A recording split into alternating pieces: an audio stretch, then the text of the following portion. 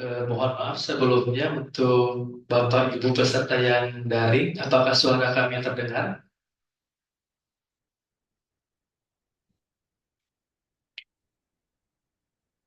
Oh,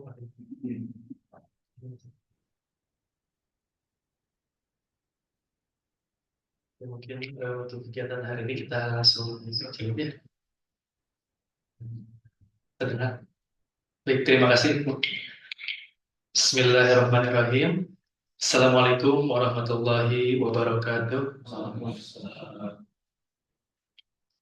Alhamdulillahirabbil alamin. Alhamdulillahilladzi arsala rasulahu bil huda wa dinil haq liyudhhirahu 'ala dini kulli wa kafa billahi syahida.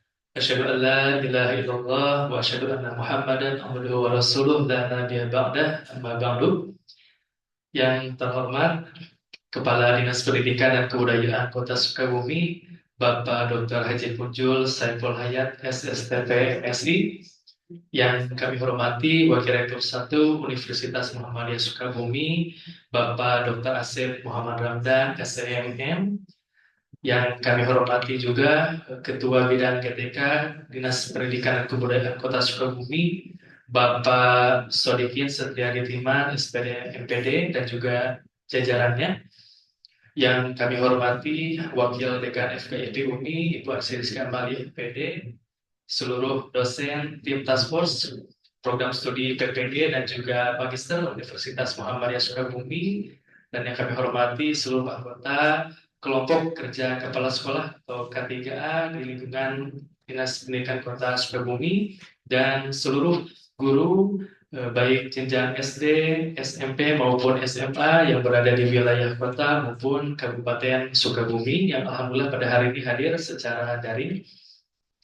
Alhamdulillah, pertama-tama puji dan syukur marilah kita panjatkan kehadirat Allah Subhanahu wa taala, di mana atas limpahan rahmat dan karunia-Nya kita masih dapat diberikan kesehatan sehingga pada hari ini kita bisa berkumpul melaksanakan serangkaian kegiatan dengan agenda penandatanganan kerjasama antara FKIP UMI dengan Dinas Pendidikan dan Kebudayaan Kota Sukabumi, serta dilanjutkan dengan sosialisasi program Rekognisi Pembelajaran Lampau atau RPL, dan juga program studi PPG serta Magister di Universitas Muhammadiyah Sukabumi.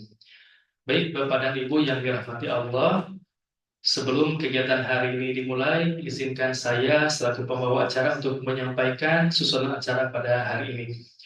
Untuk susunan acara yang pertama yaitu pembukaan, yang kedua sambutan dari Wakil Dekan FKIP UMI, yang ketiga sambutan Wakil Rektor 1 Universitas Muhammadiyah Sukabumi, dan ketiga sambutan dari Kepala Dinas Pendidikan dan Kebudayaan Kota Sukabumi. Dilanjutkan dengan penandatanganan MOA antara FKIP UMI dengan Dinas Pendidikan dan Kebudayaan Kota Sukabumi. Dan terakhir dilanjutkan dengan materi mengenai sosialisasi program RPL, PPG, dan juga Prodi Magister di Universitas Muhammadiyah Sukabumi, serta diakhiri dengan penutup.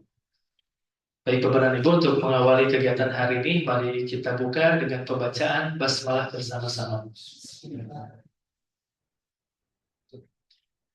Baik, untuk selanjutnya yaitu sambutan-sambutan.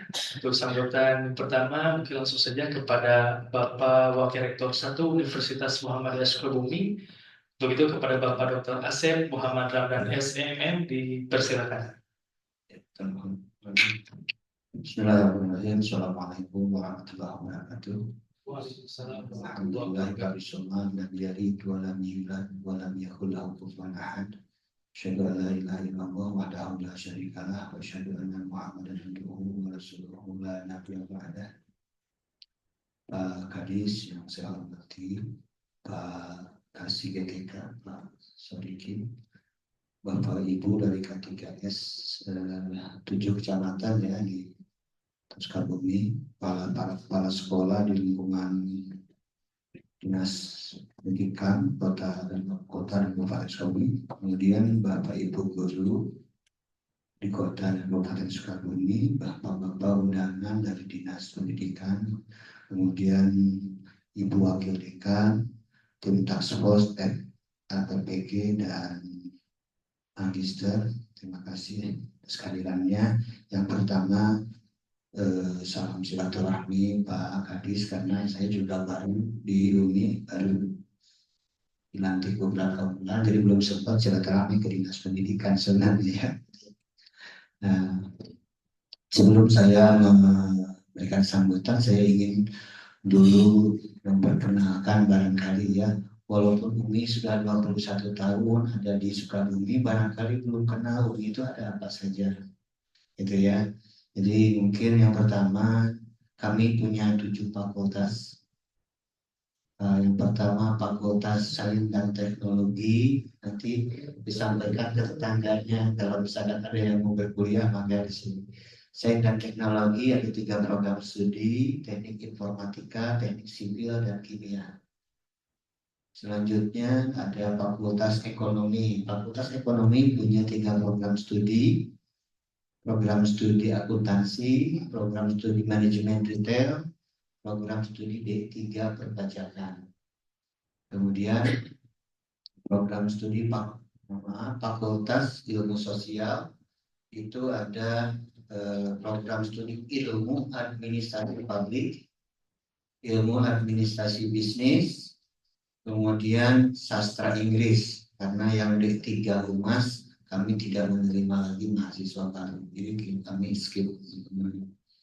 Kemudian Fakultas Pendidikan yang mungkin hari ini bekerja sama dengan Dinas Pendidikan ada 7 program studi. Yang pertama Pendidikan Guru Sekolah Dasar. Alhamdulillah akreditasinya sudah unggul. Selanjutnya Pendidikan Guru Matematik. Alhamdulillah juga akreditasinya sudah unggul. Kemudian program studi pendidikan biologi, akreditasinya baik sekali. Pendidikan guru anak usia dini ya, 3 tahun, itu juga akreditasinya baik sekali. Kemudian pendidikan bahasa dan sastra Indonesia, akreditasinya baik sekali. Pendidikan teknologi dan informasi juga akreditasinya sudah baik sekali. Sudah ya, KIP. Pendidikan jasmani, kesehatan, dan rekreasi ini hampir selalu suka salah saya. Pendidikan, kesehatan, jasmani, dan rohani. Jadi saya suka salah. Itu hari ini ketua program studinya, Pak Dr. Bahtiar, sudah akreditasinya sudah baik sekali. Kemudian program studi Fakultas Hukum ada hanya 1 program studi, program studi ilmu hukum. Kemudian Fakultas Kesehatan itu ada D3 keperawatan, S1 keperawatan, sama S1 nurse. Semua sudah terakreditasi. Kemudian Fakultas Pertanian ada agribisnis, itu akreditasinya sudah unggul. Dan satu lagi program studi aquaculture, kami kampung kurma merenang yang terkenalnya perikanan, kami istilahnya aquaculture gitu ya. Sudah ya. Nah, Bapak Ibu, itu program studi yang ada di kami, ada 23 program studi sama 1 lagi magister ilmu administrasi. Kita sudah ada alhamdulillah magister ilmu administrasi. Yang sekarang ini sudah mulai perkuliahan magister ilmu administrasi. Kemudian Bapak Ibu sekalian, tidak terasa kami sudah punya lulusan sampai saat ini itu sekitar 9.400. Mahasiswa kami sekarang yang tercatat itu sudah 5.060. Tidak terasa ya, saya termasuk yang dosen awal di sini tahun 2003. Awalnya mahasiswa kami itu tidak lebih dari 250 Pak Kadis. Sekarang sudah 5.060 gitu ya. Kalau musim ujian Bu datang ke sini nggak kebagian parkir. Ya jangankan Bapak Ibu dosen, wakil rektor juga kadang-kadang bagiannya di luar gitu. Karena sedangkan kebagian parkir gitu. Itulah karena keterbatasan lokasi kami, walaupun kami sebenarnya punya lahan yang cukup representatif ya di Pasir Malang, makanya belum bisa membangun karena memang membangun saat ini itu kondisinya luar biasa. Itu barangkali modal share kami itu ada 170. Itu sekarang alhamdulillah dokter keberapa kemarin 40 lebih ya. 45 kita sudah punya 45 dokter dari lulusan dari dalam negeri dan ada juga yang lulusan dari luar negeri ada yang dari Cina, ada yang dari Jerman, dosen-dosennya sekarang ada yang dari Gunapi itu di mana saya lupa itu di Hongaria itu ada di Hongaria itu ada dosen-dosen kami alhamdulillah. Jadi kalau dari sisi SDM insya Allah kami bisa bersaing ya dengan perguruan tinggi yang lain insya Allah kita bisa bersaing. Kita pilih dosen juga memang agak ketat di UMI ini kalau pilih dosen nggak bisa dosen mentang-mentang kenal sama Pak Kadis itu direkomendasikan nggak bisa. Saya gitu ya. Jadi memang ada seleksinya ketat karena standar di Muhammadiyah untuk seleksi dosen memang agak ketat. Bapak Ibu sekalian, yang kedua saya mengucapkan selamat datang. Barangkali ada yang pertama kali masuk ke gedung UMI gitu ya. Nah ini gedung UMI kita ini kampusnya ada 2 kampus sebetulnya. Ada kampus di kota, ada kampus di Surade. Kita punya 2 kampus sebetulnya. Nah, jadi cuma memang yang lebih tenar kan di kampus pusatnya di sini. Padahal kita punya PSDKU di Surade. Alhamdulillah di sana juga buka beberapa program studi. Kemudian Bapak Ibu sekalian, kami mengundang Bapak Ibu karena berkaitan dengan ada niat baik kami membantu masyarakat kota dan kabupaten Sukabumi. Yang pertama, kami ingin mengadakan perluasan dari layanan pendidikan.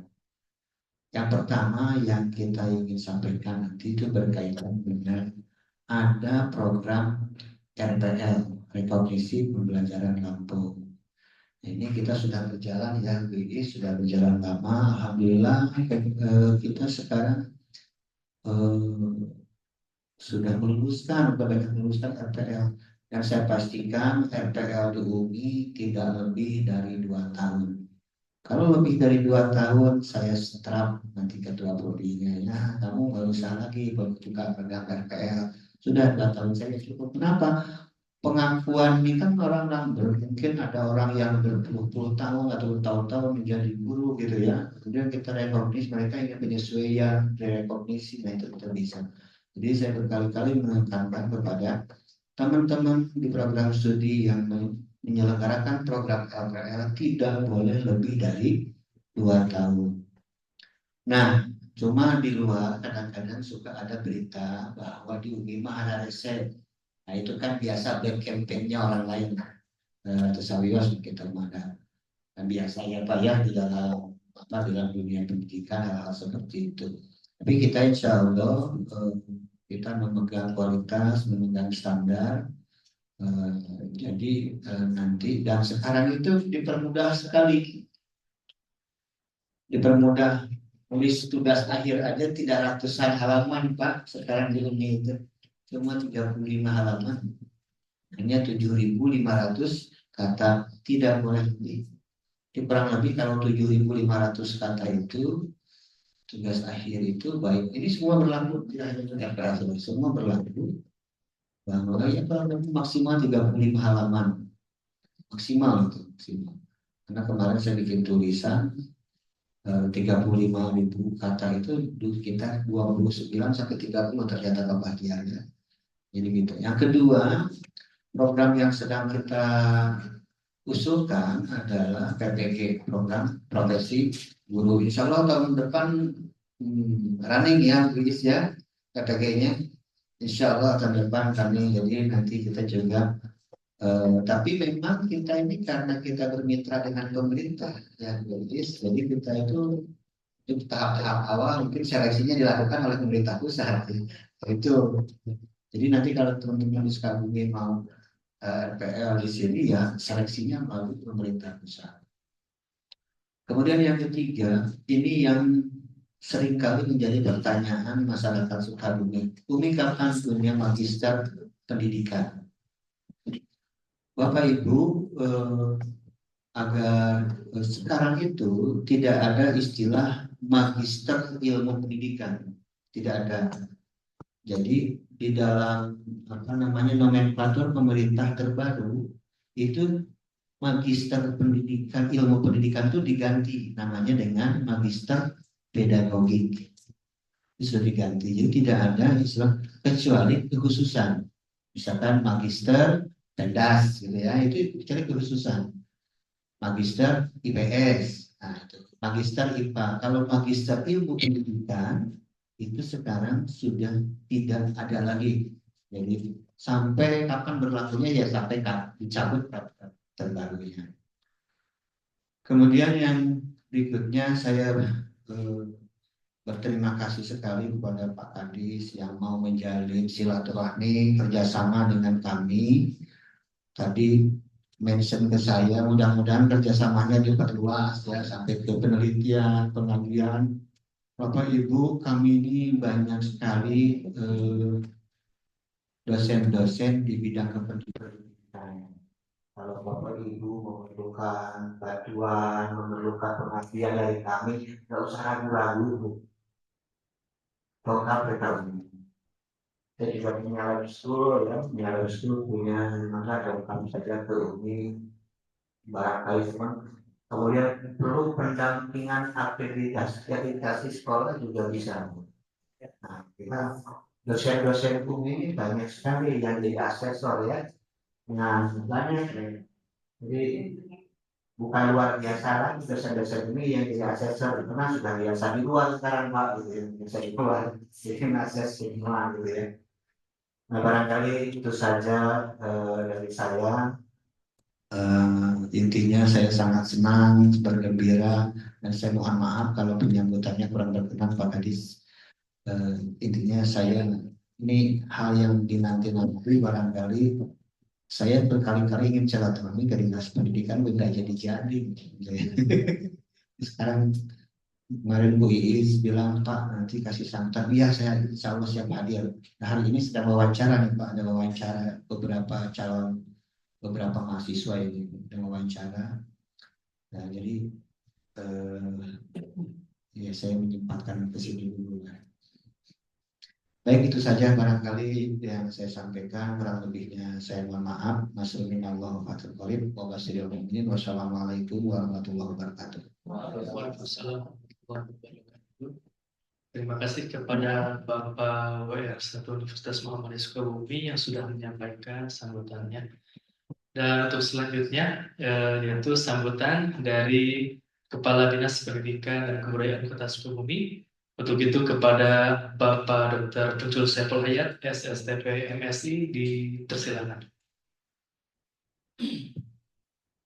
Assalamualaikum warahmatullahi wabarakatuh.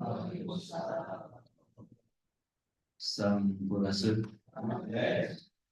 Bismillahirrahmanirrahim. Wassalatu wassalamu ala asrofil anbiya'i wal mursalin wa ala alihi wa sahbihi ajma'in. Rabbi shrah li sadri wa yassir li amri wahlul 'uqdatam min lisani yafqahu qawli. Yang bersama kita hormati Bapak Wakil Rektor Pak Dr. Asep beserta jajarannya.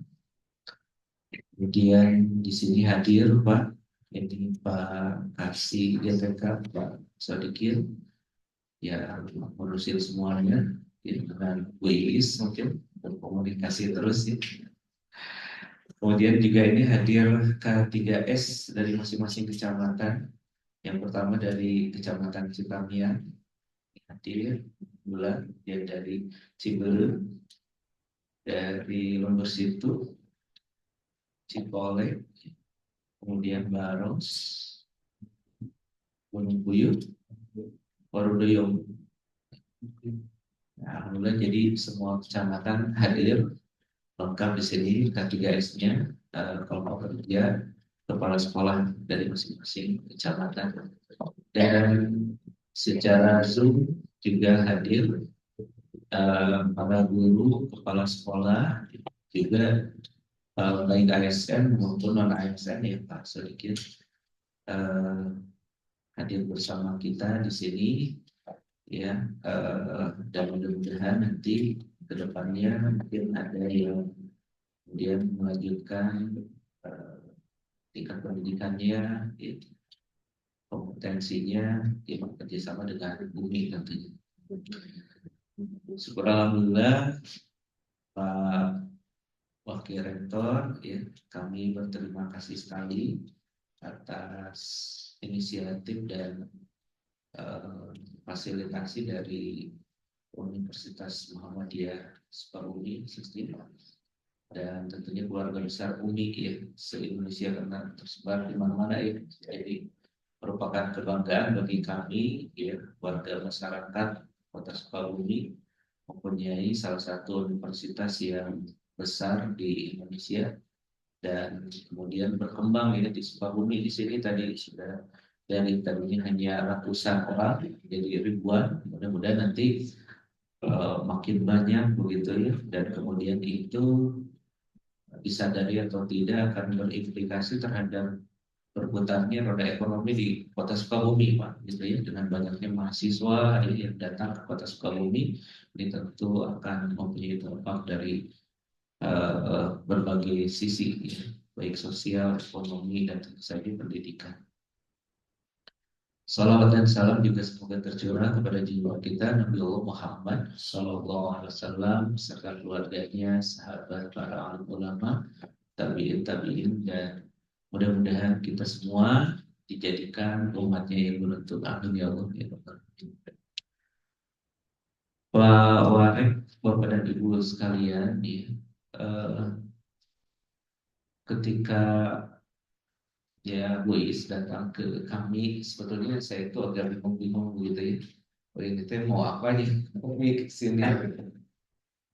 Tetapi ternyata dalam perjalanannya ya, kami kemudian melakukan refleksi waktu itu dengan Balai Besar Penjaminan Mutu Pendidikan Kemendikbudristek RI ya. Salah satu key performance ya, indeks yang harus dicapai itu diantaranya adalah adanya kemitraan. Maka dari situ saya seakan ini ya, komentar gitu ya, baru baru tersadar gitu ya, bahwa ini bagian dari kemitraan yang harus dibangun gitu. Nah oleh karena itu kemudian saya menyambut baik prosesnya, mungkin sekitar berapa bulan ya Bu Isi? 2 bulan mungkin ya, 2 bulan ya. Karena pada waktu itu kita harus tadi MOU-nya apakah sudah dipastikan, apakah memang sudah ada atau belum dengan Pemda Kota Sukabumi, dan ternyata sudah ada. Tinggal kita melakukan RKS. Ternyata untuk melakukan itu perlu ada kuasa penandatanganan. Nah, sehingga kami kemudian coba ajukan ke pemerintah kota, dan itu kurang lebih hampir 2 minggu lah ya, seperti itu. Dan dengan adanya PKS ini mudah-mudahan harapannya ya tentu saja bonusnya adalah meningkatnya mutu pendidikan di Kota Sukabumi, khususnya di tingkat yang kami tanggung jawabkan gitu ya, dari PAUD, SD, SMP itu saja. Kalau untuk SMA dan perguruan tinggi itu adanya di direktorat yang lain mungkin ya, seperti itu. Kalau SMA, SMK sederajat itu kan di provinsi kewenangannya. Nah, harapannya tentu ya pertama adalah sumber daya manusianya akan lebih up to date begitu ya, terkait dengan kompetensi saat ini, yang mana perkembangan ilmu pengetahuan dan cara mekanisme untuk mengajar belajar itu sekarang sudah sangat berubah gitu ya, dibandingkan zaman zaman saya, terutama zaman dulu ya Pak, bukan tanpa dokter Asep muridnya Orima sempat morondang dina ieu teh nya dina lamun teu apal kakalian teh gitu ya. Kemudian ngomongan dia gandeng salib di balelo begitu nya ke kantor ya. Tapi ya tapi kan sieun Pak stresnya lamun tos nyanyana tunjukkannya tidak seperti itu. Ya kita itu sudah alami ternyata dengan perkembangan zaman itu sudah harus ditinggalkan gitu. Harus ada cara-cara yang kemudian lebih manusiawi, mungkin ya lebih kekinian dalam kerangka pembelajaran yang kita lakukan terhadap anak-anak sekarang gitu.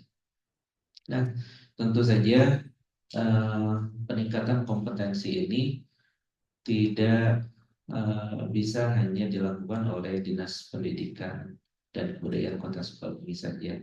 Tentu dengan keberadaan berbagai perguruan tinggi yang ada, termasuk di dalamnya adalah dengan UMI, maka kami berharap adalah adanya kemitraan yang kuat ya dalam berbagai hal ya.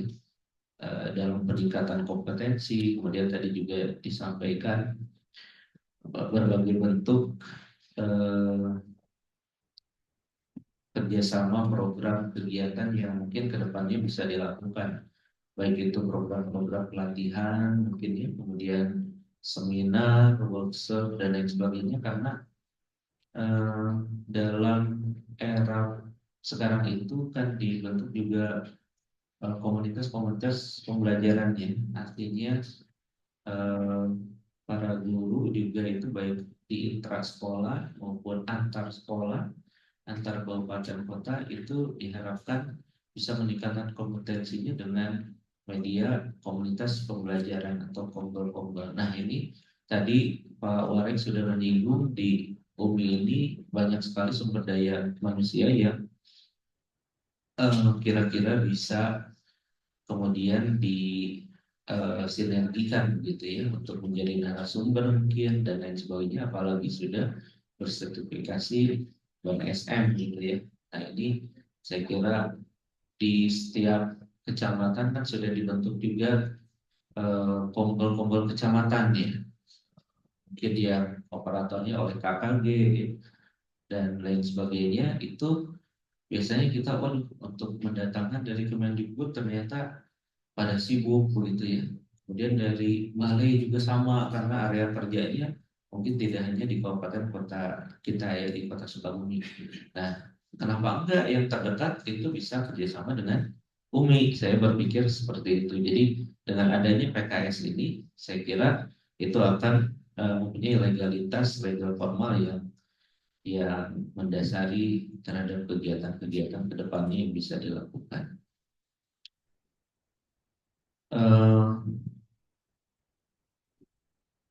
Nah, kemudian juga kolaborasi riset ya, seperti itu.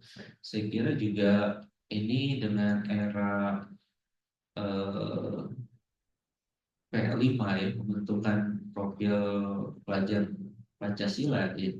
Saya sih inginnya berharap bahwa ke depannya itu pelajar kita itu terbiasa dengan riset gitu ya, menganalisis gitu ya, membuat proyek itu berdasarkan riset lebih dahulu gitu ya. Dan ini tentu di lingkungan pendidikan seperti UMI ini sudah terbiasa, langkah-langkahnya sudah mempunyai metodologis yang sistematis begitu ya. Nah ini mungkin kenapa tidak bahwa di persekolahan pun dalam rangka menyelenggarakan P5 itu bisa bekerja sama dengan UMI begitu, bagaimana membuat langkah-langkah riset untuk dijadikan sebuah P5 gitu yang berupa project, baik itu tema tentang kemiskinan ya. Jadi si pelajar itu akan lebih peka, aware terhadap berbagai kejadian yang ada di lingkungannya terkait dengan perubahan iklim, mungkin lingkungan hidup ya, kemudian juga kewirausahaan ya. Dan tentu saja tentang pendidikan dan lain sebagainya. Nah ini mungkin harapan-harapan kedepannya dengan adanya PKS yang nantinya akan bersama kita tanda tangani gitu.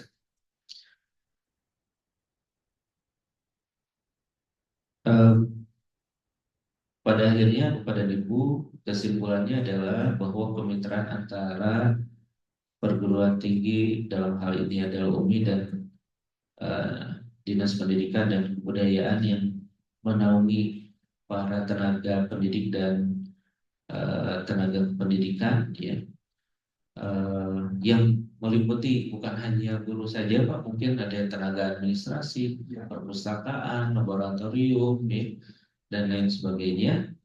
Itu diharapkan dapat meningkatkan kompetensi dan pada akhirnya adalah tercipta pendidikan yang lebih berkualitas dan relevan dengan perkembangan zaman.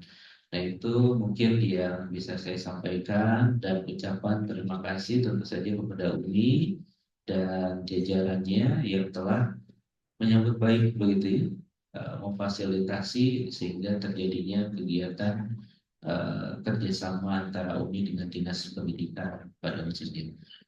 Terima kasih sekali lagi. Billahi taufiq wal hidayah. Wassalamualaikum warahmatullahi wabarakatuh. Terima kasih kepada Bapak Kepala Dinas Pendidikan dan Kebudayaan Kota Sukabumi yang sudah menyampaikan sambutannya kepada kita semua. Baik Bapak dan Ibu, untuk sesi selanjutnya yaitu penandatanganan MOA atau kerjasama antara FK IPUMI dengan Dinas Pendidikan Kota Sukabumi yang mungkin bisa dilaksanakan secara simbolis oleh kedua belah pihak. Jadi, silakan.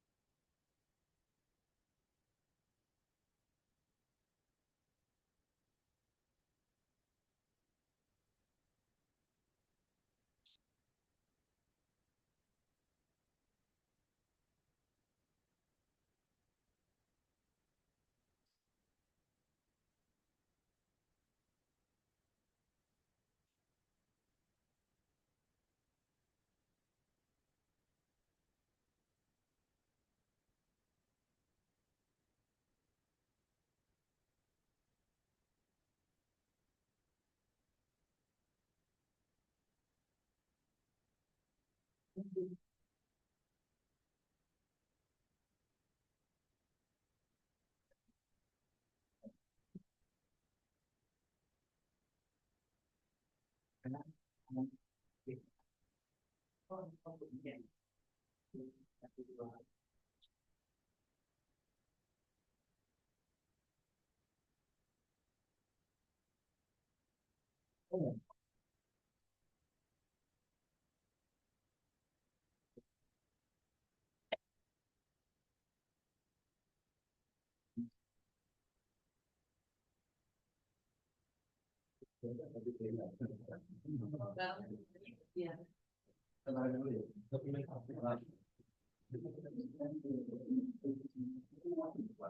100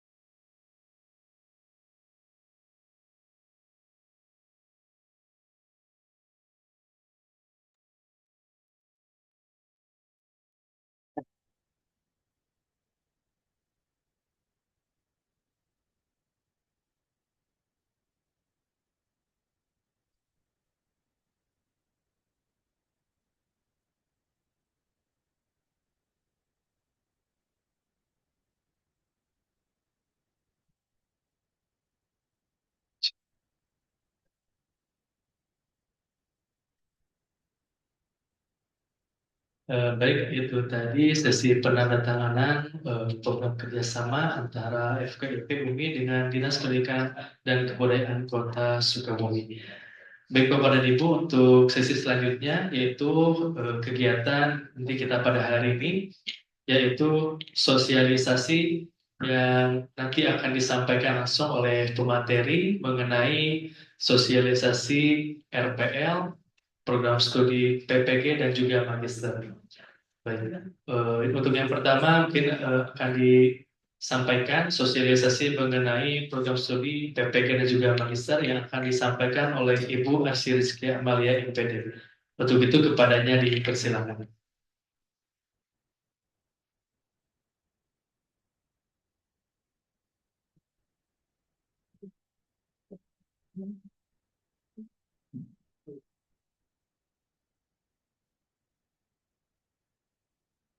Bismillahirrahmanirrahim.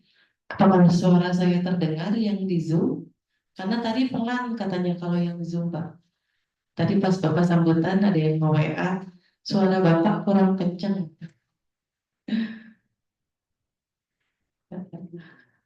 Oke, apakah suara saya terdengar, Bapak Ibu yang di Zoom?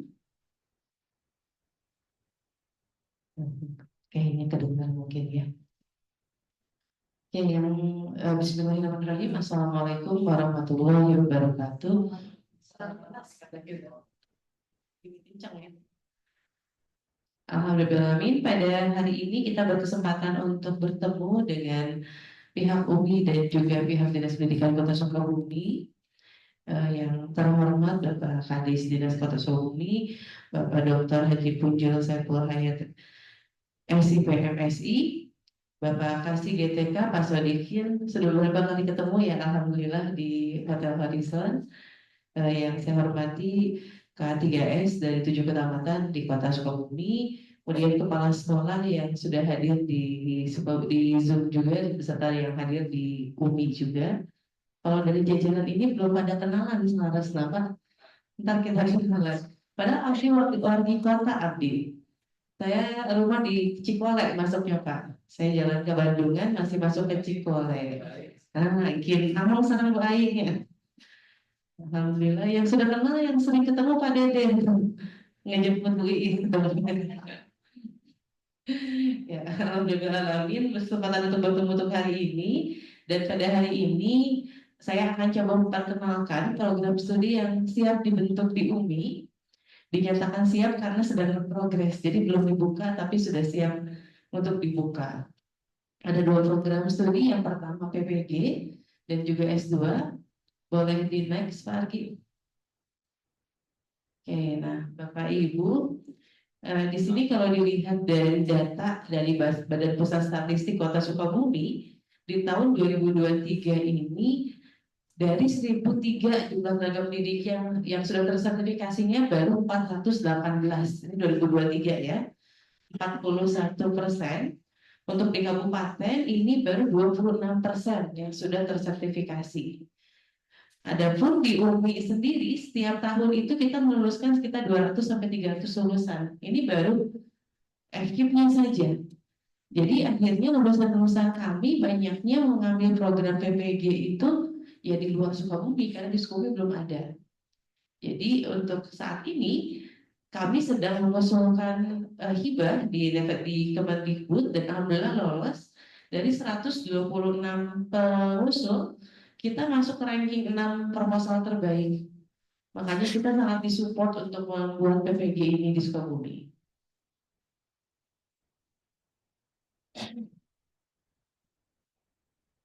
Ini kalau kurang jelas mungkin agak kecil ya.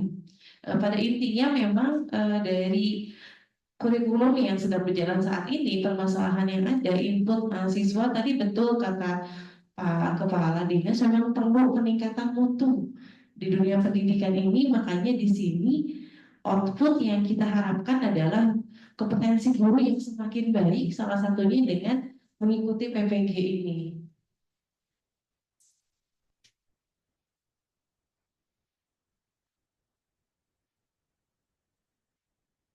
Nah, di sini kadang suka ada yang bingung PPG teh, emang kalau S1 nggak bisa langsung jadi guru profesional?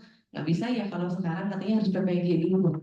Nah, PPG ini untuk Bapak Ibu yang terutama yang guru baru ini kadang sering bertanya ke kami, oh, berarti kita ketika lulus nanti S1 tetap nggak bisa dapat sertifikasi ya?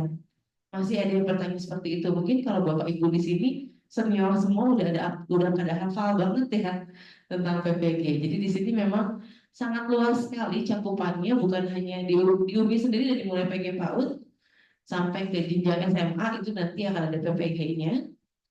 Kemudian ini sudah mengacu pada Undang-Undang Nomor 14 Tahun 2005 tentang guru dan dosen yang menyatakan bahwa lembaga pendidikan, tenaga pendidikan atau LPTK adalah perguruan tinggi yang diberi tugas oleh pemerintah untuk menyelenggarakan program pengadaan guru pada pendidikan anak usia dini, jalur pendidikan formal, pendas, dan atau pendidikan menengah, serta untuk menyelenggarakan dan mengembangkan ilmu pendidikan dan non kependidikan. Jadi di sini Bapak Ibu kalau dilihat LPTK di sini adalah UMI. Jadi di sini UMI diberi kepercayaan untuk diizinkan untuk bisa membuka prodi PPG karena tidak semua kampus diizinkan.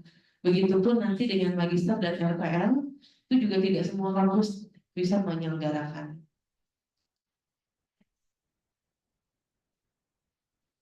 Nah, untuk tadi saya sampaikan kita belum jadi di PPG-nya, masih berprogres. Nah, kami rencanakan untuk pengusulan proposal ini selesai di bulan November di Lokakarya akhir. Jadi saya tidak akan panjang lebar ya. Ini mungkin kalau Pak Sodikin ini mengikuti prosesnya ya Pak ya. Dulu di bulan Agustus kami undang untuk FGD sampai terakhir itu yang kemitraan ya Pak ya di Hotel Horizon itu sampai sekarang progresnya masih di Oktober. Insya Allah November kita sudah mengusulkan.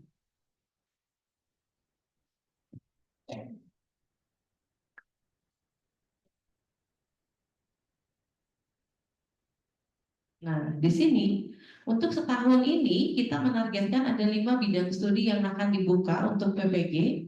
Yang pertama pendidikan biologi, yang kedua pendidikan jasmani, kesehatan dan rekreasi, yang ketiga pendidikan guru PAUD, yang keempat pendidikan matematika, dan yang kelima PGSD. Di FGIP sendiri sebetulnya ada 7 program studi. Jadi yang belum dibuka itu adalah pendidikan bahasa dan sastra Indonesia dan pendidikan teknologi informasi. Karena kami mengikuti hibah itu memang maksimal di 5 bidang studi dulu. Tapi kalau sudah berjalan yang 5 nanti bisa ada penambahan setelahnya. Oke, nah Bapak Ibu, nah kita masuk ke prinsip kemitraan. Ini kami alhamdulillah dapat bertemu hari ini dengan Dinas Pendidikan karena memang di sini kalau dilihat dari prinsip kemitraan perlu adanya saling memerlukan. Dinas butuh nggak nih Umi bikin PPG? Umi butuh nggak sama dinas? Ternyata saling membutuhkan. Jadi kita harus bekerja sama, makanya mungkin kalau Pak Sodikin sering direpotin banget ya diteleponin, Bapak kita butuh guru, kita butuh guru pamong TK yang kemarin yang paling terhambat. Itu luar biasa dibantunya, terima kasih banyak dari dinas ini. Memang saling memerlukan tuh saat ini yang saya rasa Umi yang lagi sangat butuh sama dinas. Karena kita ngejar-ngejar dinas. Kemudian saling memperkuat. Jadi di kemitraan ini diharapkan kita bisa saling memperkuat langkah supaya nanti nilai masing-masingnya, nilai UMI meningkat, begitupun nilai dinas juga semakin meningkat. Dan juga saling menguntungkan. Nah, Bapak Ibu kalau kerjasama tidak menguntungkan kasihan ya, kasihan pihak-pihak yang dirugikan.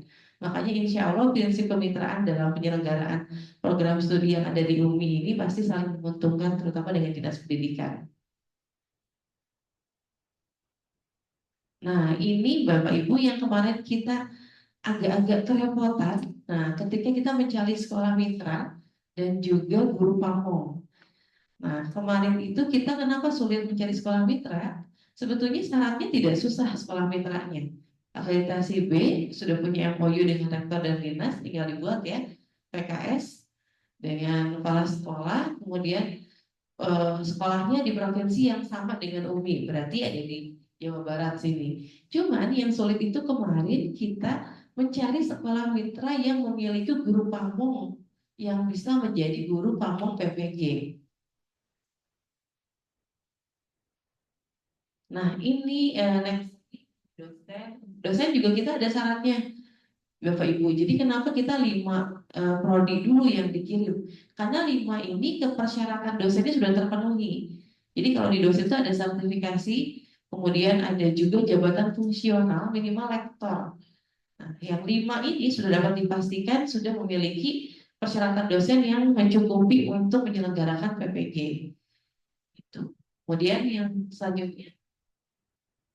Nah, ini yang tadi saya sampaikan. Syarat guru pamong ini yang kemarin kita agak kesulitan mencari karena kita inginnya sekolah yang bermitra dengan kami itu sudah punya guru pamong sendiri. Supaya jangan sampai nanti sekolah praktiknya di sekolah A tapi gurunya dari sekolah B misalnya. Itu akan kurang nyaman juga dan kemarin kita terkendala di sini. Apa sih yang paling sulit? Yang paling sulitnya itu guru madya. Jadi kemarin itu terutama di PAUD ya Pak Sodikin, kita kesulitan sekali mencari guru madya untuk di level PAUD ya Pak ya. Untuk TK itu susah. Dan ini Bapak Ibu ini curhat ya. Kami kesulitan kemarin itu mencari guru karena ada statement guru yang takut jadi guru pamong PPG. Katanya atau ada jadi guru pamong jadi kedah ngajar ke mahasiswa asyun. Nah itu yang terjadi. Jadi alhamdulillah kemarin Bu Iis ya sempat jalan-jalan ke TK, terus sampai kita kunjungin, sampai kita telepon kepala sekolahnya, gak akan gimana-gimana kok Bu ngajarnya, karena kan ada dosen, makanya tadi ada slide dosen itu nanti Bapak Ibu guru pamong akan berdampingan dengan dosen.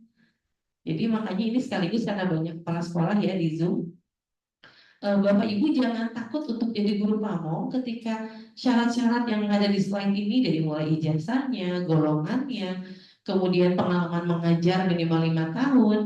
Nah ini kalau sudah terpenuhi, Bapak Ibu berhak untuk menjadi guru pamong dan jangan takut. Karena nanti walaupun ngajarnya ke mahasiswa, tetap saja nanti berdampingan dengan dosen. Jadi kebetulan saya dan Bu Iis pernah ngajar PPG ya. Jadi kita banyaknya kalau untuk keilmuan atau materinya itu banyak yang menyampaikan dari dosen ya. Nah untuk guru, kenapa ada guru? Karena yang sharing pengalaman di lapangan kan guru. Kalau misalnya saya ngajar di PGSD, tapi kalau saya suruh ngejelasin masalah di SD, saya nol. Saya nggak ngerti. Nanti kalau ada studi kasus, kalau ada siswa begini, bagaimana tindak lanjutnya? Wah, saya nggak bisa jawab. Yang bisa jawab adalah guru-guru pamong yang ada di sekolah. Makanya kolaborasi dosen dan guru pamong ini sangat dibutuhkan. Jadi kalau guru pamong bilang takut ngejar mahasiswa, dosen juga takut jadinya. Takutnya ada pertanyaan yang kita cuma tahu teorinya, nggak tahu prakteknya. Makanya memang perlu kolaborasi dan kemitraan tuh di sini supaya nanti sekolah-sekolah tahu kebutuhannya seperti apa. Oke, ini saya skip aja ya. Jadi pada intinya memang kita membutuhkan PPL dan di sini kebutuhan pemenuhan guru profesional masih belum sesuai harapan ternyata. Sehingga berdampak pada kualitas layanan pendidikan yang diberikan yang masih belum bisa optimal. Nah, di sini ini di Indonesia 1,6 juta guru belum memiliki sertifikat pendidik. Sedangkan syarat sertifikat pendidik PPG ya. Kemudian 150.000 kekosongan atau kebutuhan guru itu diakibatkan oleh guru-guru yang pensiun. Terus apa? Sedang no pensiunnya, no pensiun tapi no diangkat salin. Jangan soal sederhana kemarin. Nah, jadi ternyata ini adalah keluhan bukan hanya di kota Sukabumi, Bapak, se-Indonesia. Jadi kebutuhan se-Indonesia dan ini PPG ini kita kan dari pusat ya Bu Iis langsung. Jadi mahasiswanya nggak harus orang Sukabumi. Bahkan kalau kemarin saya sempat ngajar juga ada orang Aceh, ada orang Sulawesi, itu karena masih bisa online pada saat itu. Jadi diusahakan mah kalau sudah harus offline diusahakan ya yang seprovinsi. Tapi kalau masih ada online ya itu boleh dari mana saja mahasiswanya. Karena ini kebutuhan gurunya. Bisa jadi kemarin ketika saya tanya mahasiswa yang saya ajar itu memang di Sulawesi ada, di Makassar tuh ada, tetapi kuotanya sudah penuh sehingga dia dapat yang di Jawa Barat. Begitu. Next. Eh,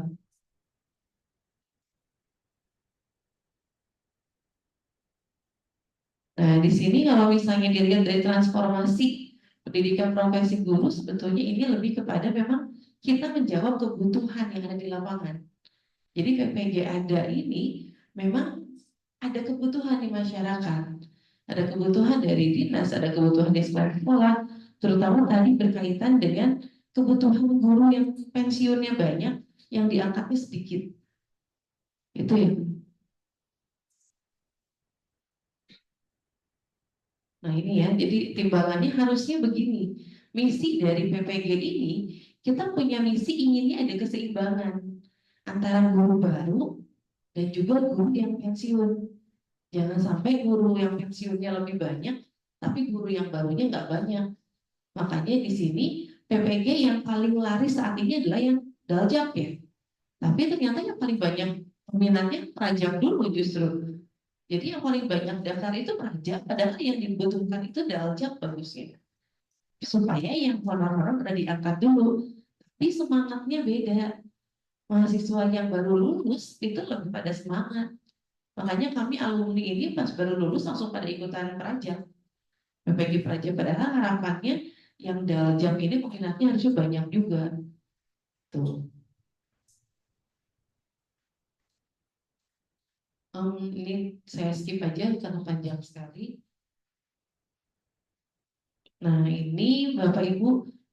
Nah, di sini alur penyelenggaraannya. Nah, tadi saya sampaikan kenapa ada mahasiswa dari luar wilayah karena ada penempatan sesuai kuota. Jadi yang menyeleksi mahasiswa PPG itu bukan dari UMI saja. Misalnya ada orang-orang yang memang asesor PPG disebutnya.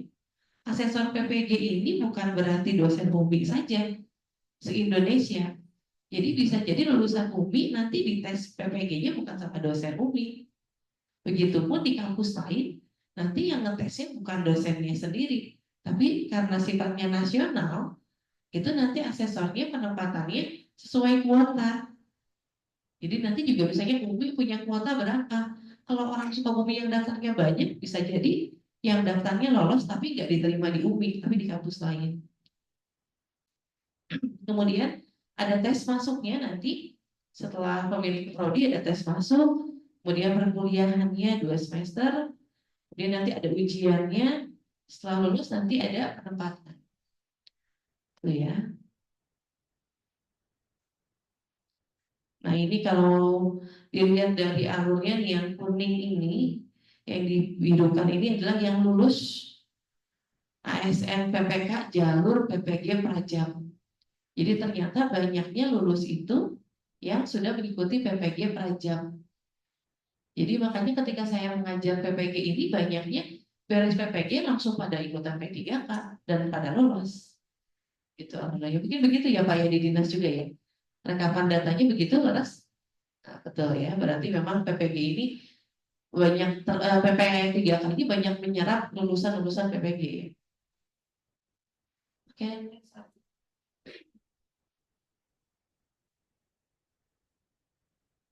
Oke ya. Ini yang tadi ya yang prajab dan juga yang daljab. Kalau yang prajab itu memang tadi saya sampaikan di sini trennya mahasiswa yang prajab itu lebih banyak peminatnya.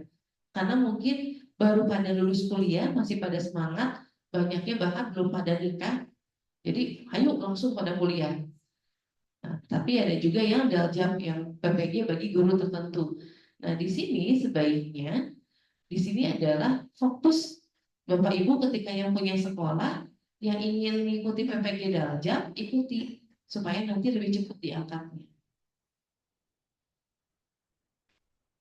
Nah selanjutnya ini singkat saja saya akan sedikit menjelaskan tentang pengenalan prodi magister yang akan disiapkan di UMI. Ini yang sedang saya tampilkan adalah IKU atau yang ada di Renstra UMI. Jadi di rencana yang UMI siapkan, memang kita menyiapkan harus ada program studi magister ilmu kependidikan. Ini ada di poin C. Jadi dari 4 prodi yang harus kita siapkan, ada program studi yang pertama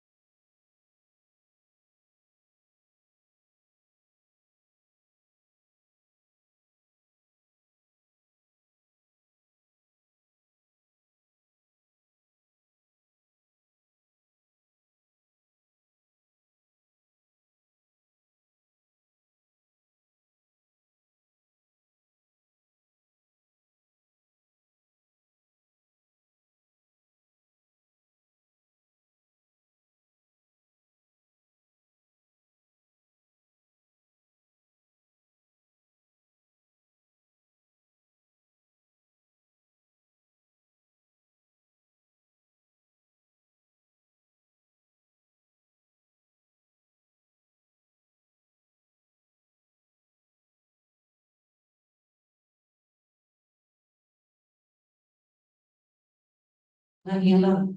Oh, kepencet. Punten kepencet Bapak Ibu.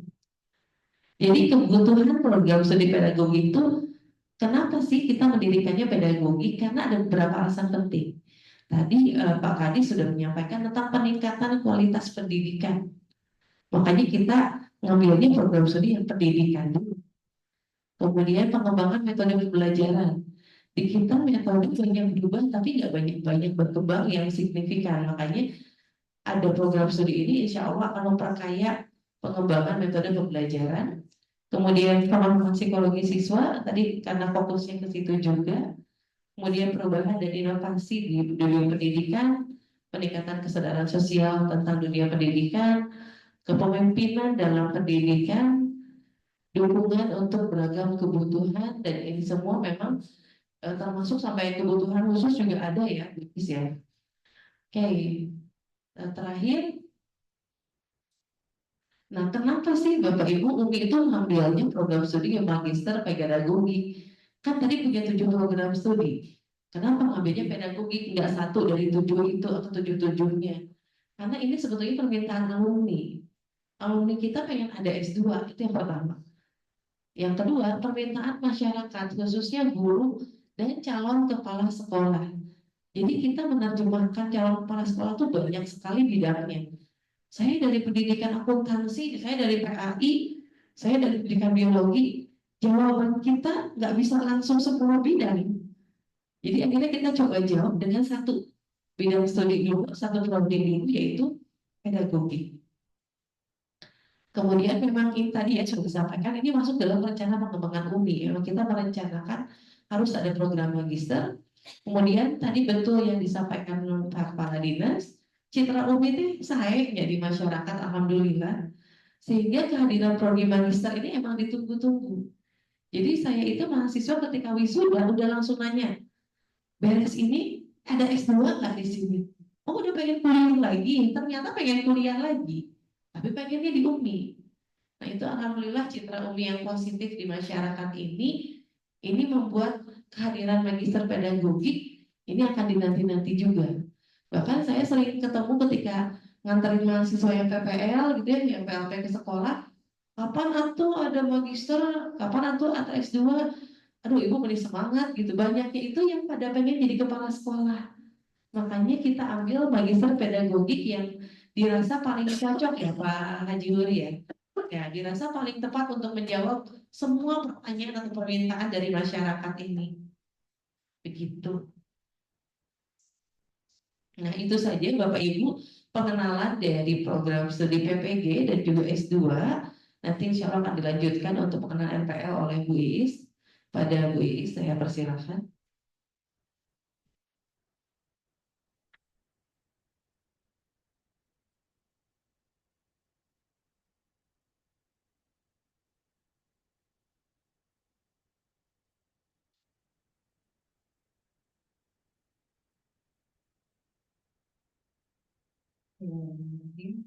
Assalamualaikum warahmatullahi wabarakatuh. Alhamdulillahirobbilalamin. Wassalatu wassalamu ala asrofil anbiya'i wal mursalin wa ala alihi washabihi ajmain. Rabbi sholli wa yassir li amri wa hlul min lisani yafqahu qawli. Terima kasih pada Bapak Kepala Dinas Pendidikan dan Kebudayaan Kota Sukabumi, Bapak Haji Punjul Saiful Hayat STP dengan SI. Saya tuh kalau lihat di WA Bapak Saiful, kalau orang bis, Pak Punjul, saya Punjul. Makanya saya tahunya Pak Saiful. Lalu ada Pak Sodiki, Bapak terima kasih, selalu saya giring-giring, saya WA, saya berisikan gitu ya Bapak ya. Saya selalu berisik, direpotkan terus oleh saya gitu dan teman-teman. Saya mau banyak-banyak terima kasih pada Pak Sodiki. Tentunya juga motivasi dari Pak Kadis. Tadi Pak Kadis cerita tentang apa tadi yang Bapak cerita, ada seminar ya dari provinsi, Bapak langsung telepon saya itu pagi-pagi, Bu Asri, Bapak Tian, Bu Is gimana jadi nggak BPG? Jadi memang antusias Bapak untuk membantu kami, alhamdulillah sangat baik. Bapak dan Ibu dari K3S di lingkungan Dinas Kota Sukabumi, perkenalkan saya di Nur Asia, saya home base-nya di PGSD. Kali ini saya hanya memperkenalkan apa sih rekognisi pembelajaran lampau. Sebelum saya ingin cerita Pak, kemarin itu ada beberapa guru yang datang merasa ketakutan ikut RPL juga takut Pak, tinggal hanya jadi guru pamong, jadi RPL, ikut RPL aja program RPL itu takutnya Bu, saya takut gak bisa, Bu, saya takut nanti kuliahnya ketinggalan gitu.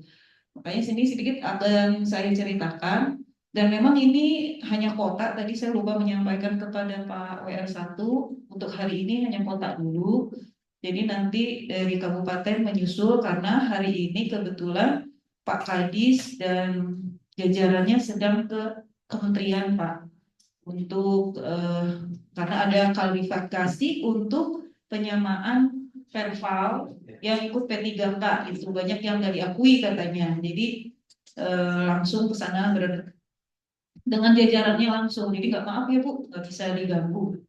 Termasuk dengan KCD ini juga kami nunggu tuh udah lebih dari 3 bulan, minta diundur juga di atas tanggal 25 Oktober. Jadi alhamdulillah itu juga ada 269 kepala sekolah yang ada di kota dan kabupaten atau ada di wilayah 6. Alhamdulillah juga dengan kami itu, alhamdulillah apa ya, dimudahkan oleh Allah gitu. Di UMI ini dimudahkan oleh Allah, dan memang ada, kenapa kami ada sosialisasi, karena untuk mengikis pertanyaan-pertanyaan yang sebenarnya tidak usah menjadi pikiran atau menjadi hambatan untuk kemajuan pendidikan gitu ya. Dan sekarang saya akan memaparkan tentang RPL secara singkat. Nanti kita buka sesi diskusinya hanya sebentar juga ya karena waktu. Dan kalau perumpamaan di sini seperti rumah yang kokoh yang sudah berdiri, tapi masih perlu ada renovasi sedikit-sedikit. Nah ini perumpamaan untuk RPL sebenarnya. Jadi untuk siapa RPL adalah untuk guru-guru yang memang memerlukan peningkatan keprofesionalan, peningkatan mutu pendidikannya, sehingga diperlukan RPL. Kalau jual menjual kita kenali dengan linearitas, sekarang namanya RPL, beda lagi bahasanya. Next lagi. Ini berdasarkan dari Permen nomor 73 tahun 2013 dan Amanat nomor 12 tahun 2012 tentang penyelenggaraan RPL. Dan di sini ada pengakuan, memang harus ada pengakuan berdasarkan capaian pembelajaran seseorang, makanya dibilangnya pembelajaran lampau. Next. Ada lagi dari ini yang pasal 5 ya, ada, terus next yang ini nanti biar dibaca aja. Nah, untuk dasarnya sendiri adalah Peraturan Menteri Riset Teknologi dan Pendidikan Tinggi nomor 26 tahun 2016. Jadi dulu 2016 UMI hanya satu-satunya yang ada di wilayah Kopertis 4 yang ditunjuk menyelenggarakan RPL. Jadi sebenarnya sudah lama RPL itu ada. Dan alhamdulillah UMI hanya satu-satunya yang ditunjuk di tingkat Jawa Barat Kopertis 4 khususnya. Lanjut. Nah, ini 63 kampus, kalau sekarang ada 63 kampus penyelenggara RPL. Next. RPL juga nggak punya dari S1, S2 juga kita bisa ada RPL sebenarnya. Seperti yang ada di Uninus sekarang sudah ada itu. Di UPI, di UNJ, di negeri-negeri, PTN-PTN itu ada untuk yang linearitas S2 dan S3.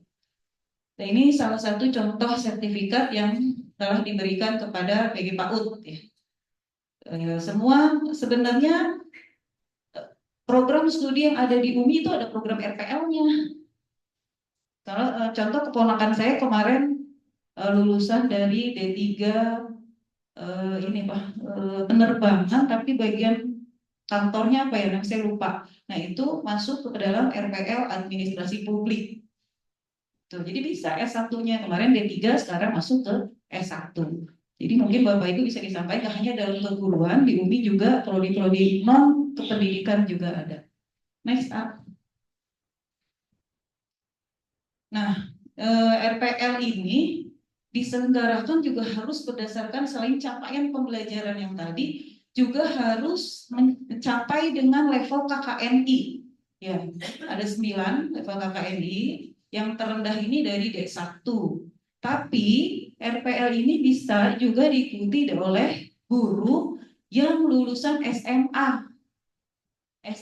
Tapi masa kerjanya sudah di atas 5 tahun.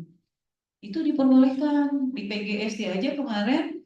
Nah, biasanya berapa tahun Bu? Maksimal tadi 2 tahun. Tapi alhamdulillah di kami nggak ada yang sampai 2 tahun ya. Rata-rata 1,5 tahun paling lama. Ada juga yang 1 semester itu biasanya guru yang sudah ada di P3K atau PPG. Sudah tercantum tuh di P3K dan PPG, tinggal nunggu itu. Biasanya kita akan permudah gitu. Selanjutnya next up. Nah ini tadi yang level KKNI yang harus dilalui oleh kita ya, terutama di dalam bidang pendidikan berdasarkan kualifikasi nasional. Paling tinggi adalah KKNI 9 levelnya. Next up. Nah, untuk RPL sendiri itu ada dua jalur ya. Pertama RPLA dan RPLB. Tipe ya, ada 2 tipe. Nah, sekarang ini berdasarkan Permen Ristek Dikti nomor 26 tahun 2016 tadi. Next up. Nah, tipe A1 berdasarkan hasilnya, asalnya dia memiliki pendidikan formal di suatu perguruan tinggi. Metode pengakuannya bisa melalui alih kredit atau konversi. Nah, selain itu hasil pengakuannya berupa SK, ya, surat keterangan, itu bisa berupa ijazah, ya. Terus kalau yang dari non formal, yang tipe A2 seperti apa? Sama, melalui asesmen dan rekognisi juga. Nanti ada pengakuan SKS, tapi syaratnya dari perguruan tinggi dengan akreditasi B minimal. Dan luaran akhirnya nanti mendapatkan ijazah. Next. Mekanismenya seperti apa? Nah ini juga kemarin banyak yang ditanyakan. Bu, daftarnya gimana? Sama melalui daftar pendaftaran mahasiswa baru. Setelah itu nanti upload syarat utamanya berupa ijazah terakhir dan SK mengajar. Itu dulu. Nanti kalau sudah melalui PMB pembayaran sebesar 200.000 ya, 202.000, lalu nanti melanjutkan membayar asesmen yang akan dilakukan oleh asesi atau calon mahasiswa dan asesornya. Biasanya satu mahasiswa memiliki 2 asesor yang nanti akan menjadi pembimbing akhir atau pembimbing skripsi gitu ya. Namun kalau yang dari S1 biasanya di akhir itu bukan skripsi tapi hanya sebuah artikel. Ya, kalau yang non S1 itu berupa skripsi dan artikel karena syarat sidang di akhir itu adalah harus accepted artikelnya dari jurnal yang bereputasi Sinta. Gitu. Tapi guru tuh kadang, Bu, saya nggak bisa nih yang buat artikel gimana? Jangan takut, nanti kan makanya ada asesor 2 tadi di awal. Jadi asesor yang awal itu nanti akan yang membimbing selama 1 tahun atau sampai 2 tahun, tuh maksimal. Lanjut ah. Nah, yang harus disiapkan ini mental, izin, karena pasti ya harus ada uang yang keluar kan. Terus ada biaya dan dokumen pembelajaran lampau. Nah ini biasanya akan diminta saat klarifikasi portofolio dari Bapak Ibu calon mahasiswa. Portofolionya apa? Semua kegiatan yang telah Bapak Ibu lakukan berupa workshop ya atau sertifikat kan banyak ya itu, atau ini juga misalnya Bapak Ibu aktif di masyarakat di posyandu atau memiliki usaha. Nah, itu hanya diperlukan surat keterangan untuk mengkonversi mata kuliah kewirausahaan misalnya seperti itu. Jadi makanya kenapa sebentar waktunya. Next. Nah, ini biaya pendidikan RPL PAUD. Masuknya kalau dari karena hanya 1 tahun, biasanya masuknya di semester 7 dan 8. Nah, ini biayanya per semester. Tapi sekarang dari 1 tahun itu dibayar hanya 10 bulan. Jadi 5 kali dibayar cuma 816.500 rupiah. Biayanya jadi bulanan, Bapak Ibu. 800 ini kok besar banget ya. Di tempat lain 300. Di tempat lain masih bayar UTS UAS. Kalau kita sudah tidak bayar UTS UAS, sampai kepada skripsi sudah semuanya include. Kalau boleh cek di tempat lain skripsi itu bayar sampai 3 jutaan loh. Di akumulasi itu sebenarnya lebih mahal dari UMI. Kalau kita akumulasi, bahkan ada yang di akhir itu minta sampai 13 juta. Saya sudah cek ke universitas yang ada di Sukabumi. Jadi UMI itu orang taunya mahal, padahal sebenarnya tidak mahal. Bahkan kami kemarin survei juga ya, melakukan ini di dinas kabupaten. Kepala sekdisnya ya, waktu itu sekdis bilang, kok murah sih Bu? Gitu. Cuman orang kan melihatnya dari angkanya dulu mungkin. Wih, besok 800, sedangkan guru honor gaji cuma 300 gitu ya. Paling besar 500 gitu. Memang lah kalau ya, tapi sebenarnya lebih mahal kredit motor kata sekolah saya. Dengan pendidikan itu lebih mahal kredit motor, tapi bisa. Kenapa untuk pendidikan tidak bisa? Nah, itulah harus kita pikirkan. Tapi ini Allah mudahkan ya kalau untuk pendidikan. Next. Nah, ini untuk yang PGSD dan prodi yang ada di FKIP. Ini sama. Yang beda dengan PAUD karena memang kami tahu bagaimana kebutuhan di lapangan ya. Makanya agak berbeda dengan yang S1 prodi lain. Ini kisarannya di 1.053.500. Jadi include sampai akhir sampai skripsi. Sama cicilan motor nggak kalau ini? Iya. Sudah masuk wisuda ini sudah selesai. Jadi sudah include sampai akhir sudah beres. Jadi nggak usah bayar-bayar lagi. Next up. Nah, ini terima kasih sudah selesai. Itu saja dari saya. Terima kasih untuk waktu yang diberikan. Assalamualaikum warahmatullahi wabarakatuh. Bapak Ibu yang ada di Zoom, kami mohon untuk bersedia mengisi angket survei kebutuhan yang ada kaitannya dengan PPG dan ada kaitannya dengan magister. Jadi kami perlukan untuk data. Mohon sekali untuk diisi, Pak. Nanti kalau yang nggak hadir juga mungkin bisa, Pak, tolong di share ini. Nah, ini untuk angketnya dan daftar hadir ANC. Baik, sambil menunggu daftar hadir dan angket diisi, mungkin ada pertanyaan dari Bapak Ibu yang ada di ruangan ataupun di dalam Zoom. Silahkan. Terima kasih. Assalamualaikum warahmatullahi wabarakatuh.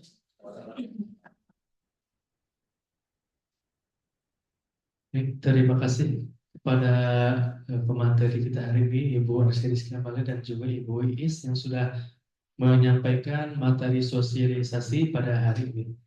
Untuk sesi selanjutnya mungkin kami persilahkan kepada Bapak Ibu baik yang di ruangan ataupun mungkin yang melaksanakan secara daring. Jika ada yang ingin ditanyakan, silakan untuk diajukan.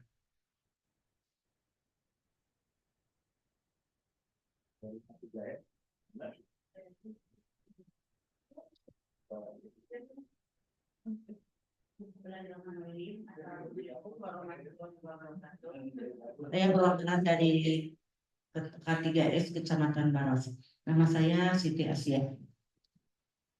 Kepada Ibu Iis, aku tanya, yang tadi sudah diutarakan tentang RPL, bahwa di SD saya ada dari SMA ya, dari SMA itu baru masuk 3 bulan,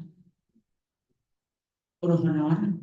Tapi misalnya kalau bisa masuk ke UMI ke sini ya, yang tadi sudah diutarakan dengan jumlah sekian, itu berarti ada pengurangan tidak gitu,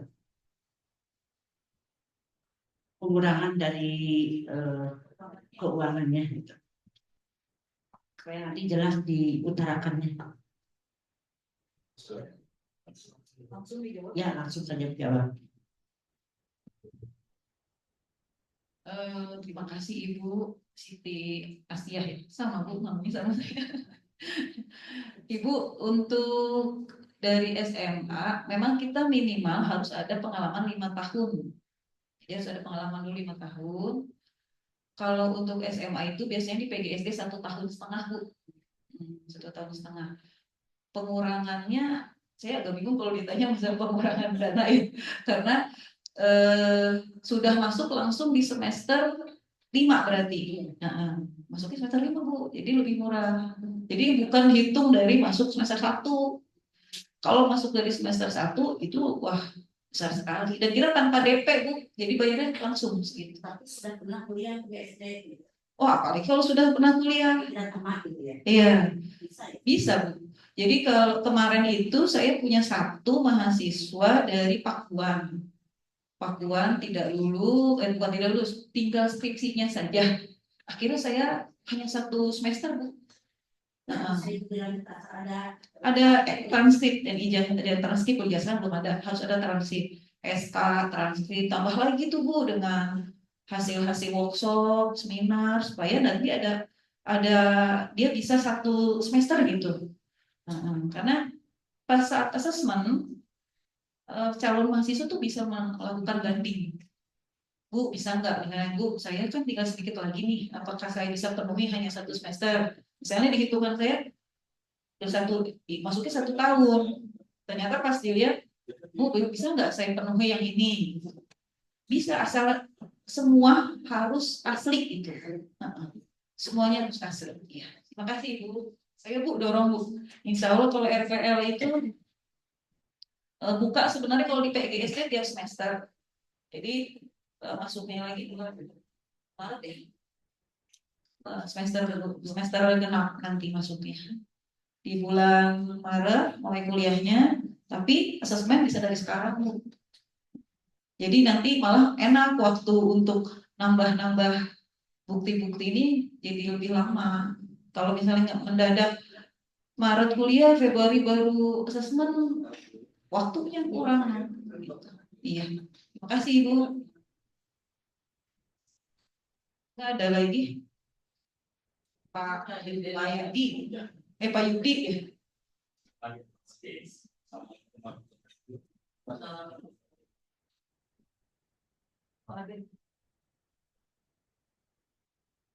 Mohon izin Pak Kadis, Pak Kasih, serta Bapak Ibu dosen dari Universitas Muhammadiyah Sukabumi.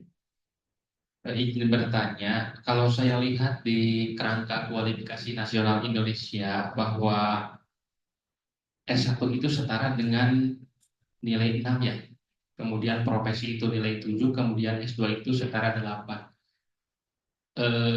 Bahwasannya saya ketahui ya bahwa ada beberapa guru yang sudah S2 tetapi dia belum punya profesi. Jadi dia harus downgrade lagi untuk mengikuti profesi gitu ya, untuk mengikuti PPG, mengikuti PLPG kalau dulu. Alangkah baiknya yang masuk S2 itu kan ada tahapan kalau sesuai KKNI ya. Jadi S1 diselesaikan dulu, profesi diselesaikan baru ya S2 kalau untuk yang guru yang dalam jabatan seperti itu. Beda dengan yang dosen ya. Kalau dosen mungkin dia harus loncat-loncat nggak apa-apa. Tapi kalau untuk guru sebaiknya kan ada tahapan-tahapannya itu. Jadi jangan sampai S2-nya sudah tapi dia belum punya profesi PPG. Jadi dia ikut PPG lagi setelah S2-nya selesai begitu. Kan jadi downgrade seperti itu. Nah, bagaimana UMI menyikapi KKNI dengan apabila nanti dibuka dengan program S2 yang pedagogik tadi. Terima kasih. Wassalamualaikum warahmatullahi wabarakatuh.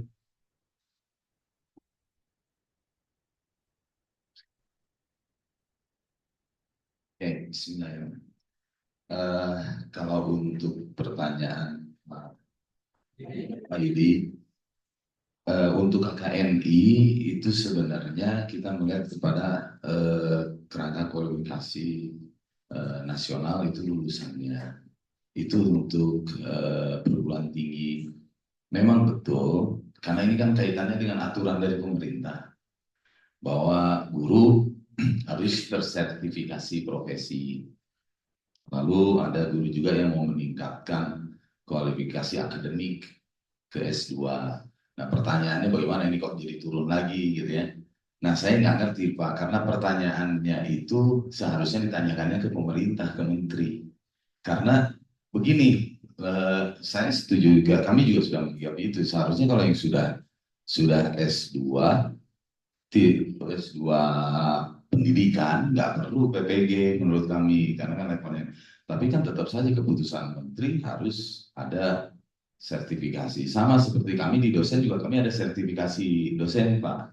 Jadi kebetulan ada beberapa dosen yang sudah tersertifikasi, bahkan di kami juga sama seperti di guru, ada eligible-nya. Gitu. Ada beberapa di FKIP juga yang sampai hari ini sudah 3 tahun tidak eligible. Ya, dari PBSI ya Bu, Wadekada 1 dari PBSI, Pendidikan Bahasa dan Sastra Indonesia, itu ada 1 orang sudah 3 tahun tidak eligible.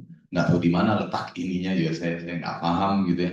Nah ini juga memang banyak sekali di dunia pendidikan yang sering kita kritisi karena kami mungkin dosen pendidikan gitu ya, kami juga bergelut di dunia pendidikan ya karena ilmu kami dari S1 sampai S3 di pendidikan. Terus kami juga sering mengkritisi sama seperti kebijakan dulu akta Pak, kalau zaman saya Pak, zaman saya dengan Pak Kadis, karena kebetulan sama kebetulan saya satu umur dengan Pak Kadis, kelahiran 78 kami. Jadi waktu kemarin ngobrol di ruangan Pak Kadis, ini satu umur dengan saya bilang. Nah sudah kayak dulu akta Pak. Jadi kalau tidak punya akta tidak bisa mengajar, tidak bisa mendapatkan segala macam gitu ya. Ternyata setelah mendapatkan akta ada juga guru mungkin di zaman itu yang dia ngambil S2. Tapi kadang-kadang mohon maaf saya nggak tahu benar nggak tahu enggak, tapi dari yang saya lihat sama ini mungkin S2 yang dimaksud itu harusnya S2 pendidikan, sehingga tidak perlu mungkin mengambil lagi PPG. Tetapi yang jadi permasalahan sekarang di guru banyak tuh magisternya tidak magister pendidikan. Ya, ada magister manajemen, ada magister dan lain-lain gitu ya. Dan ternyata mungkin itu yang dilihat tidak sesuai dengan kerangka kualifikasi nasional. Mungkin itu juga ada pertimbangannya dari Pak Menteri nih, Mas Menteri gitu ya. Nah, selebihnya saya nggak tahu, seharusnya pertanyaan itu ditanyakannya ke Mas Menteri mungkin, menurut saya. Tapi saya setuju Pak, apa pendapat dari Bapak, apa pertanyaan dari Bapak, itu juga yang selalu kami tanyakan dan kami juga tidak mendapatkan jawaban. Karena memang pertanyaan ini dikritisi oleh beberapa pendidik ya ahli pendidikan seperti dari UNJ, banyak profesor yang juga suka ikut mengkritisi, dari UPI juga sama, tapi sampai hari ini tidak menemukan jawaban yang pasti. Nah, atau mungkin ini project, soalnya kita belak-belakan ini karena di dunia akademik saya terbiasa untuk belak-belakan Pak. Di dunia akademik itu diperbolehkan untuk belak-belakan. Seperti kata Rocky Gerung, mengkritisi itu bukan kritisi orangnya, pikirannya. Dan di dunia akademik itu diperbolehkan. Ya, gitu. Jadi kami terbiasa mengkritisi. Ya, mungkin itu tanggapan saya Pak. Jadi saya memang jujur saya tidak tahu apakah memang ini memang sudah jadi kebijakan Pak Menteri. Terima kasih Pak. Assalamualaikum warahmatullahi wabarakatuh.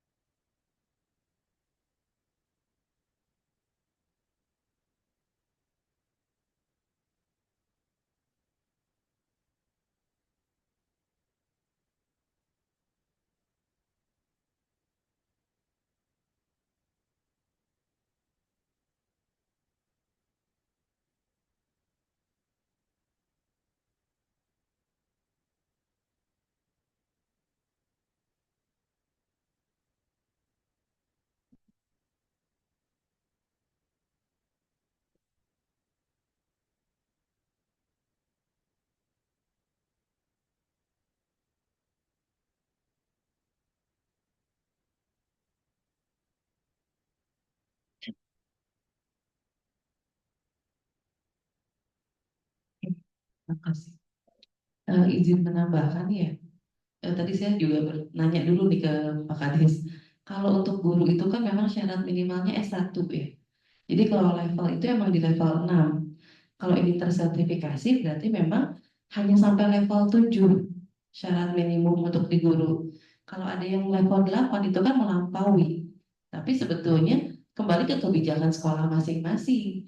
Kalau kami di dosen misalnya kita belum diperbolehkan S3 kalau belum sertifikasi dulu. Sebaiknya seperti itu. Jadi mungkin sama seperti di sekolah karena kebutuhan utamanya di level 6 naik ke level 7. Jadi mungkin kalau di sekolah ada yang pengen sekolah, pengen S2, lebih baik diarahkannya PPG dulu, bukan S2 dulu. Jadi saya rasa selain ke Pak Menteri ini juga kebijakan di sekolah masing-masing juga. Karena kan betul dari dinas juga ya Pak ya. Jadi sebaiknya memang ada. Biasanya kan kalau mau S2 atau S3 itu ada rekomendasi ya atau surat izin dari atasan. Nah mungkin sebaiknya kalaupun ada yang diizinkan untuk studi lanjut, pastikan sudah PPG dulu karena levelnya supaya tadi berjenjang ya Pak Yodi. Itu mungkin. Atur nuhun. Pak Deden tadi mau nanya apa enggak?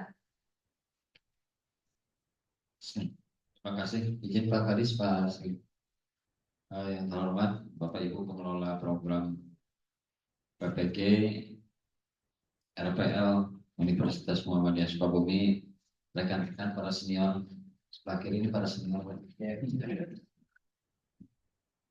Bapak Ibu, terutama pengelola, saya ingin menanyakan, sebelumnya Pak Kadis nih di Kecamatan Ciberem, alhamdulillah sudah ada kira-kira 6 atau 7 lah, 6 atau 7 orang guru yang mengikuti, bahkan sudah mendaftar, bahkan sudah mengisi kartu rencana studi, masuk mahasiswa RPL. Karena saya melihat peluang untuk kalau mereka memang mencari peluang menjadi pegawai negeri sipil atau PPK, peluang terbesar itu di tenaga pendidikan. Untuk non-pendik melihat peluang selama ini kan relatif kecil ya, untuk di dinas pendidikan. Makanya saya arahkan beberapa orang guru di wilayah Ciberem itu alhamdulillah sekarang sudah masuk sekitar 6 atau 7 orang ikut mahasiswa RPL. Yang saya ingin tanyakan Ibu tentang PPG, kita mengenalkan tadi seperti yang sudah Ibu bahas ada 2 jenis PPG, PPG dalam jabatan dan PPG berajab dan berajab. Nah, di sekolah kami itu sekarang saat ini ada 5 orang yang sedang mengikuti PPG dalam jabatan. Satu orang sudah laporan lulus Pak. Satu orang kebetulan saudaranya Pak Kadis yang sudah lulus Pak Taufik. Pak Taufik alhamdulillah sudah lulus Pak. Yang 4 orang masih dalam proses. Kelima-limanya itu mengikuti PPG dalam jabatan itu di universitas semuanya di luar wilayah Jawa Barat Pak. Yang saya tuh semuanya di luar. Keluhan pertama tentu di tenaga pengajar dalam masalah bahasa. Mau tidak mau ada saja lentok, dialek dan sebagainya yang merasa mereka tidak nyaman. Jadi alhamdulillah kalau Umi buka PPG, mudah-mudahan nanti guru-guru saya yang belum PPG saat ini bisa mengikuti PPG-nya di sini. Nah, Bapak Ibu, selama ini proses rekrutmen, katakanlah rekrutmen PPG yang dalam jabatan itu kita tidak bisa, tidak tahu ini kasih ya. Sementara yang tahu di sekolah gitu, saya mengutarakan yang semua saya. Nanti mungkin bisa diluruskan Pak. Kami tidak bisa ikut campur tangan, itu semuanya lewat sistem, jadi lewat SIM PKB. Jadi dari kementerian semua, apalagi sampai menentukan tempat di mana dia untuk mengikuti PPG. Jadi kami tidak guru, kepala sekolah, nggak tahu kalau dinas pendidikan nanti mungkin Pak kasih tidak bisa memilih di mana ditempatkan. Apakah dengan Umi sudah membuka PPG guru-guru kami yang ada di Kota Sukabumi itu bisa memilih, gitu Bu. Bisa memilih atau memang kementerian yang menentukan. Walaupun kuota untuk Umi misalnya cukup, karena pengalaman kan Pak Wan juga penyelenggara ya, penyelenggara jurusan tidak ada yang di Jawa Barat Bu. Semuanya di luar Jawa Barat. Bahkan ada yang satu perguruan tinggi mengharuskan di akhir itu harus ke sana. Di akhir itu harus ke sana. Jadi memerlukan izin juga. Selanjutnya memang di sekolah kami itu untuk yang PPG Praja itu bukan tidak mengikuti, mungkin sosialisasinya yang kurang, ya kurang ngetren karena kurang pemahaman terhadap maksud saya mungkin apa yang harus dilakukan, berapa biaya yang harus dikeluarkan untuk PPG Prajabatan. Kalau melihat dari guru-guru semangatnya karena berhubungan dengan nanti berhubungan dengan pendapatan juga kan gitu ya. Mereka pada semangat. Gitu. Terima kasih. Mungkin ada nanti untuk PPG khusus Prajabatan mungkin ada nanti ada apa namanya ada sosialisasi yang lebih bagaimana bisa mendapatkan bisa ikut PPG Prajabatan. Terima kasih Bu. Assalamualaikum warahmatullahi wabarakatuh. Waalaikumsalam warahmatullahi wabarakatuh. Izin menanggapi ya. Pertama, hatur nuhun Kak Deden sudah mempromosikan Umi sehingga sekarang banyak yang dari Ciberem yang masuk ke RPL. Dan kalau saya lihat testimoni nih Pak Kadis, ini sering ya mungkin saya Pak Ibnu Huri, Pak Bu Iis, ini sering alumni, misalnya tahun lalu lulus langsung ikutan P3K langsung pada lolos ya Bu ya. Jadi ini alhamdulillah gitu kalau yang kami lihat. Begitupun mahasiswa yang lolos PPG di mana-mana, itu alumni kami termasuk yang mendominasi ya Bu ya, dari UMI itu. Nah menanggapi tadi untuk yang RPL tadi ya, jadi memang menjanjikan kalau saya bilang karena banyak yang lolos dari situ. Nah kalau untuk yang PPG, betul tadi Pak Deden memang kondisinya ada seleksi, ada tes dan yang mengetes itu bukan internal. Jadi kami tidak bisa misalnya karena dosen PPG-nya saya Pak Bahtiar, ya udah yang seleksi saya sama Pak Bahtiar saja, nggak bisa. Itu memang sudah terpusat. Itu jadi nanti yang menyeleksi bisa jadi bukan orang Sukabumi sama sekali. Tetapi mengapa kita bahas kemitraan hari ini? Nah, salah satu syarat dari kita membuka prodi PPG adalah kita harus memastikan kita sudah bekerja sama dengan dinas supaya nanti dinas tahu nih ada PPG. Dinas juga bisa mengarahkan guru-guru yang tahu PPG atau yang Prajab atau yang Daljam. Kemudian salah satu syaratnya juga kita harus punya sekolah mitra. Sekolah mitra itu tadi yang ada syarat-syaratnya itu diutamakan di provinsi yang sama dengan kita, dengan kampus penyelenggara. Makanya memang harus ada, kalau sekarang posisi UMI di kota Sukabumi, harus ada kerjasama kemitraan dengan dinas kota, sekolah-sekolah di kota, karena itu akan menjadi prioritas. Jadi kuota itu akan terisi itu utamanya nanti yang diprioritaskan adalah yang mitra dulu sebetulnya. Makanya kita ini ketika pengusulan kita tuh ngirim MOU. Jadi perjanjian kerjasama dengan sekolah, dengan dinas itu kami kirim semua. Makanya nanti kalau misalnya ternyata masih ada yang ditempatkan di luar Sukabumi, itu mah bisa jadi kalau memang yang daftar banyak banget tetap keluar ya. Iya, jadi tetap bisa. Ya PPG Mandiri. Jadi sendiri nggak pakai seleksi. Kalau PPG Mandiri bisa, tetapi kalau misalnya yang Kemendikbud yang Daljab itu biasanya memang seleksinya agak ketat dan memang tadi kuota. Tapi kalau kita misalnya saat ini tahun pertama lah, misalnya tahun depan, kita misalnya diberi kuota 30 mahasiswa dan yang daftar hanya 20 misalnya, berarti bisa jadi semua di Sukabumi. Tapi ketika mendaftarnya melebihi kuota, ya memang nanti yang Daljab itu akan kemana-mana gitu. Tapi kalau yang mandiri bisa di Sukabumi.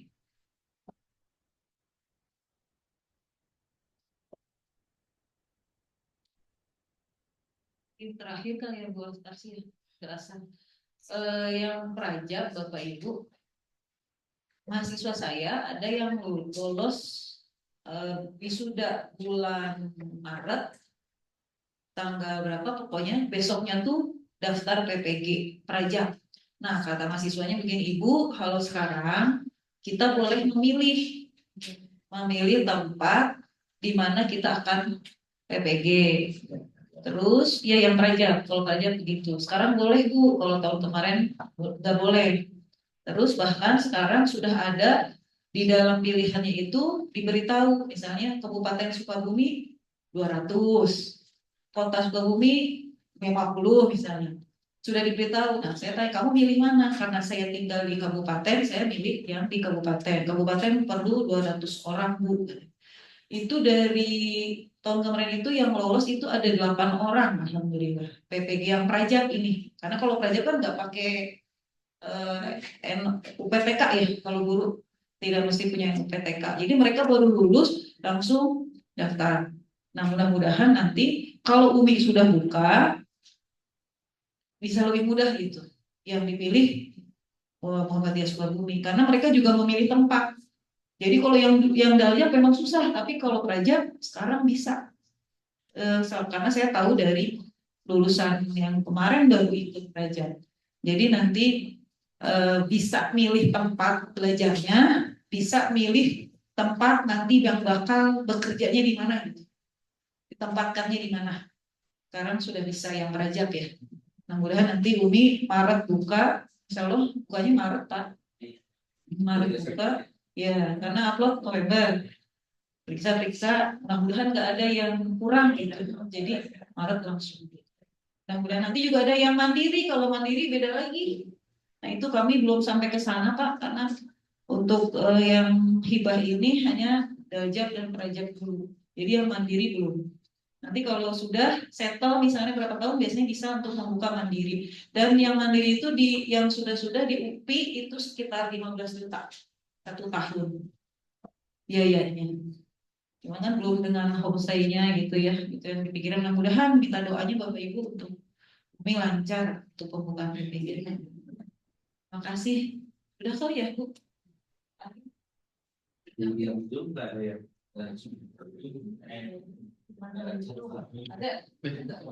Silakan Bapak Ibu bagi yang hadir melalui Zoom atau yang secara daring, jika ada yang ditanyakan silakan bisa ditanyakan atau bertanya di kolom chat juga tidak apa-apa Bapak dan Ibu.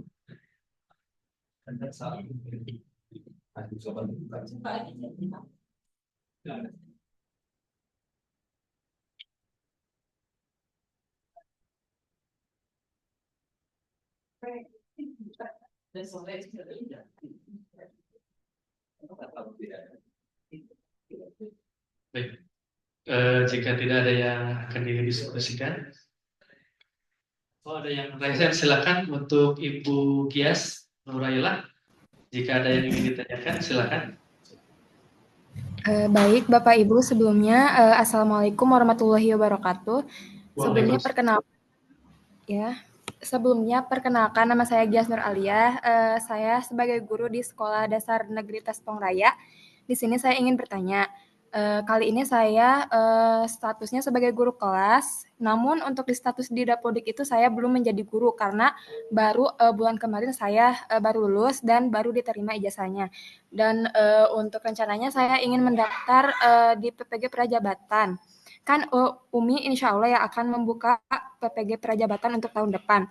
Nah, apakah saya sudah terdaftar di Dapodik sebagai tenaga administrasi, apakah nanti ketika saya akan mau mendaftar itu saya bisa atau harus dinonaktifkan? Soalnya setahu saya untuk di persyaratan secara umum itu yang bisa mengikuti PPG Prajabatan itu yang belum terdaftar sebagai guru di Dapodik. Selanjutnya saya juga ingin bertanya, di LPTK UMI ini untuk PPG Prajabatan membuka beasiswa, apakah jalur mandiri? Terima kasih. Wassalamualaikum warahmatullahi wabarakatuh. Waalaikumsalam warahmatullahi wabarakatuh. Terima kasih atas pertanyaannya. Mungkin bisa langsung direspon Bapak Ibu.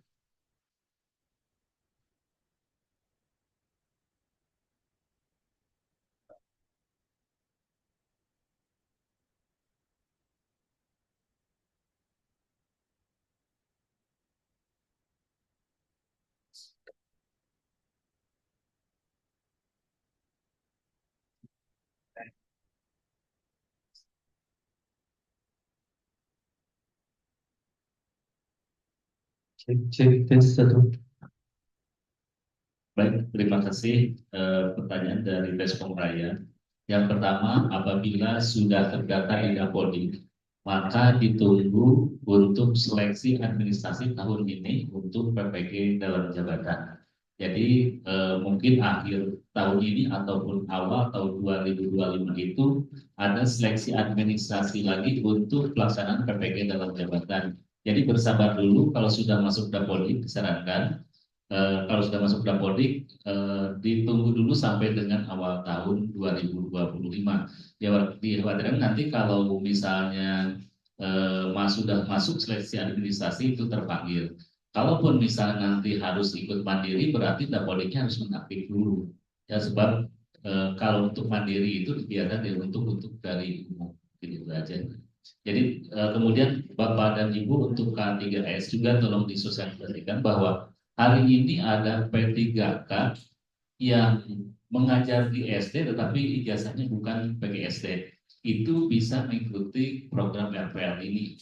Jadi ketika seorang guru P3K yang sudah mengajar tetapi dan sudah tersertifikat tidak bisa cair karena tidak linear, maka bisa mengikuti RPL untuk program studi PGSD yang ada di sekolah, yang ada di Bumi misalnya.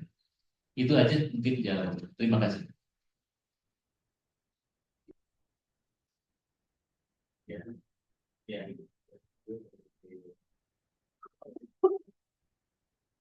Baik, Ibu Gias ya. Ibu Gias, terima kasih. Kalau untuk pajak, biasanya memang ada beasiswa dari pemerintah juga ada. Kemarin tuh mahasiswa saya beasiswa pajak tuh. Nah, yang tidak ada itu yang mandiri. Kalau mandiri benar-benar semuanya mandiri. Jadi kalau pajak dan daljak itu ada beasiswa. Cuma kalau daljak memang masa tunggunya lama, diprioritaskan yang sudah duluan masuk gitu dan diverifikasi tepat pas saat verifikasinya. Tapi kalau pajak memang tidak boleh punya dapodik dulu gitu. Tidak boleh punya, boleh punya NOPTK dulu. Jadi jangan masuk ke dapodik dulu kalau ingin pajak. Itu Pak. Kemarin mahasiswa saya yang langsung dapat pajak. Jadi baru lulus langsung ikut yang pajak. Terus ada lagi yang di swasta di SD Fathia ikut yang pajak. Kebetulan belum masuk ke dalam dapodik, jadi ikutnya yang pajak. Lolos juga alhamdulillah. Pokoknya kalau dari PGSD UMI itu alhamdulillah hampir 50% lah diterima di PPG. Kasih. Terima kasih Bapak Sodik dan Ibu Is atas jawabannya. Mudah-mudahan bisa dimengerti Bu Gias. Iya, terima kasih Bapak Ibu. Sekali lagi mungkin yang terakhir bagi Bapak dan Ibu yang hadir secara daring, jika ada yang ingin ditanyakan, silakan bisa ditanyakan. Masih ada Bapak dan Ibu? Baik. Mungkin jika sudah tidak ada, untuk kegiatan sosialisasi kali ini, alhamdulillah kita cukupkan. Tentunya kami mengucapkan terima kasih banyak kepada Bapak Kadis Pendidikan dan Kebudayaan serta jajarannya dan juga Bapak Ibu pemateri dari dosen Task Force Universitas Muhammadiyah Sukabumi dan juga Bapak Ibu guru yang hadir secara daring. Terima kasih kami haturkan. Untuk itu saya selaku pembawa acara pada hari ini mohon untuk undur diri. Mohon maaf apabila terdapat kekurangan baik dalam tingkah laku maupun penyampaian kata-kata. Untuk itu mari kita tutup kegiatan hari ini dengan pembacaan hamdalah bersama-sama. Nasrullah wa fatwari wa basyiril mu'minin. Wassalamualaikum warahmatullahi wabarakatuh.